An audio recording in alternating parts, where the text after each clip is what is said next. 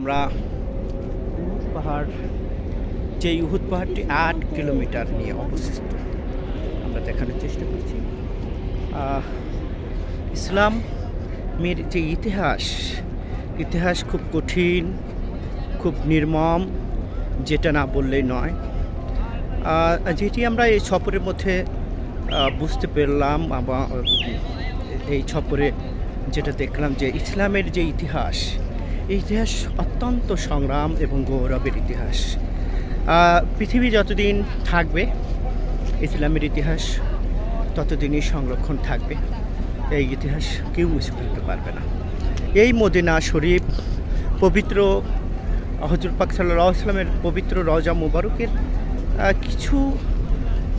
কিছু দূর, বেশি দূর হবে না, কিছু দূরে এই ৮ কিলোমিটার নিয়ে এই উহুদ পাহাড়। এই উহুদ পাহাড়ের অনেক ইতিহাস, অনেক সংগ্রাম। আমরা যারা আসছি সবাই এই যে গৌরবময় ইতিহাসের যখন নিদর্শনগুলো দেখতে পাই, তখন আমরা আসলে সবাই আবেগে আপ্লুত হয়ে যাই।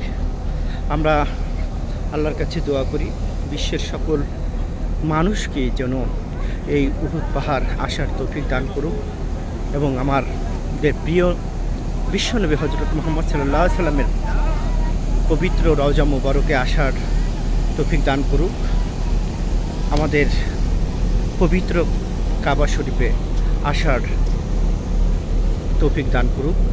সবাই ভালো থাকবেন, আমিন।